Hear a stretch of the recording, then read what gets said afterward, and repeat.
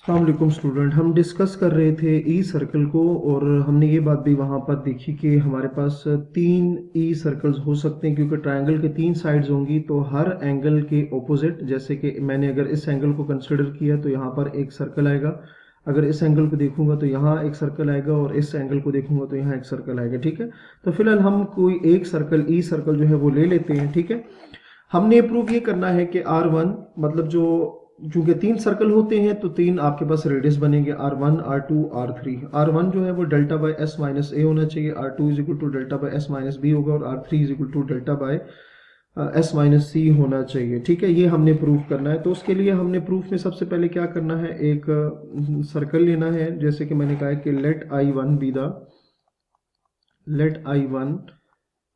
The center of the E circle, ठीक है। मैंने इसमें क्या लिखा कि I1 जो है हमारे पास एक सर्कल है और I1 उसका सर्कल है, सेंटर है, opposite to the vertex A, opposite to the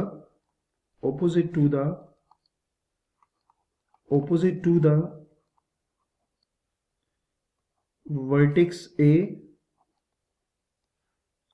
opposite to the vertex A of triangle ABC।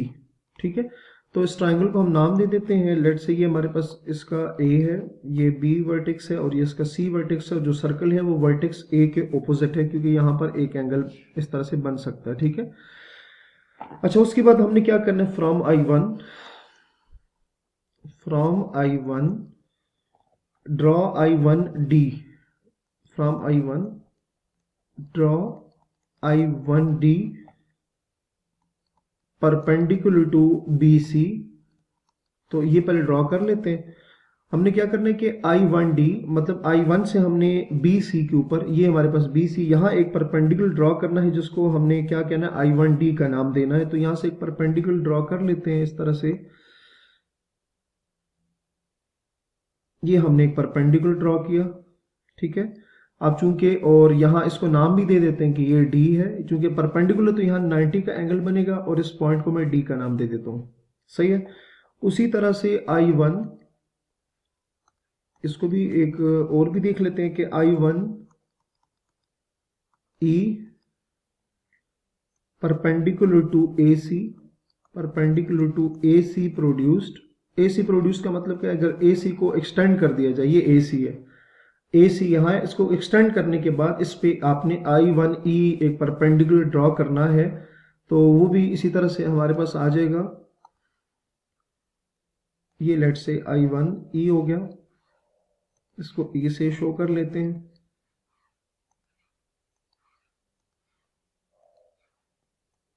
ये E1 आ जाएगा और यहाँ पर ये जो एंगल है इसको भी क्या का नाम देते हैं, 90 से शो कर देते हैं। ठीक है, उसके बाद एक और भी है एंड, तीन हमने बेसिकली ड्रॉ करने हैं। I1F perpendicular to side AB। ठीक है, तो ये AB प्रोड्यूस, इसमें भी वही काम करना है कि जो AB को हमने एक्सटेंड करने से जो साइड बनी थी उस पर आपने, तो अगेन हमने यहाँ से ड्रॉ करना है I1, ये आपने इस तरह से ड्रॉ कर लेना यहाँ पे लेट से, और इसको नाम दे दें I1F। ठीक है, ये I1F हो जाएगा।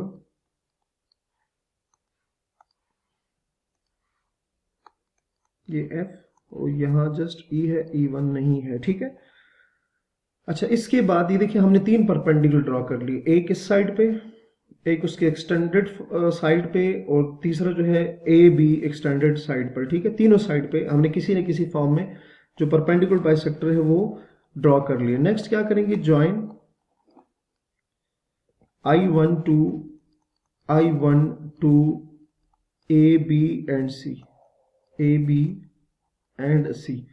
हमने क्या करना है, I1 को AB और C के साथ ज्वाइन करना है। I1 को AB एंड C के साथ ज्वाइन कर दें तो एक इस तरह से डॉटेड लाइन से हम शो कर देते हैं। ये I1 इसको ज्वाइन किया, C को भी ज्वाइन कर लेते हैं और उसके बाद A जो है उसको भी ज्वाइन करेंगे। तो ये हमने इसको भी इस तरह से ज्वाइन कर लिया। ठीक है, तो यहां से अब आपके पास देखें तो तीन ट्रायंगल बन रही हैं। एक आपके पास ट्राइंगल है ए आई वन बी, ठीक है, ए आई वन बी। उसके बाद आपके पास ए आई वन सी, ये दूसरी ट्राइंगल, और फिर आपके पास आई वन बी सी, ये तीन ट्राइंगल बन रही है। तो हम अब इन्हीं को ही डील करेंगे। अच्छा, इसके बाद मजीद हम करेंगे कि let I one D, I one E and I one F, I one F, इन सब को R1 से शो। उसकी वजह क्या है, ये तीनों आपस में इक्वल किस तरह से, क्योंकि ये देखें I1E, I1D और I1F ये तीनों बेसिकली सर्कल के रेडियस है, ठीक है, क्योंकि सेंटर से सर्कल के किसी पॉइंट तक का ये डिस्टेंस है, तो तीनों रेडियस है, ठीक है। तो अब ये तीनों रेडियस है, तो इसका मतलब ये तीनों आपस में इक्वल होंगे, तो हमने इनको एक नंबर R1 के इक्वल कर लिया, ठीक है। अब आ जाएंगे फ्रॉम फिगर। अच्छा, फिगर में हमारे पास क्या आएगा, from figure area of triangle ABC, area of triangle ABC, area of triangle ABC। अच्छा, हमने चूंकि देखें इसकी बात की है एरिया ऑफ ट्राइंगल ABC, तो ये बेसिकली कहां से देखें, ये बेसिकली बना है area of triangle I1AB, I1AC, और उसमें से अगर हम ये वाली ट्राइंगल माइनस कर देखें ना ABC, तो यहां तक है।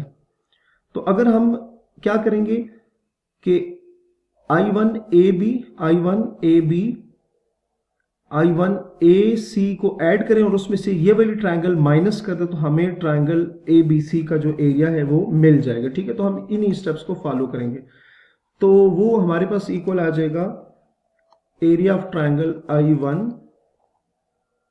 I1AB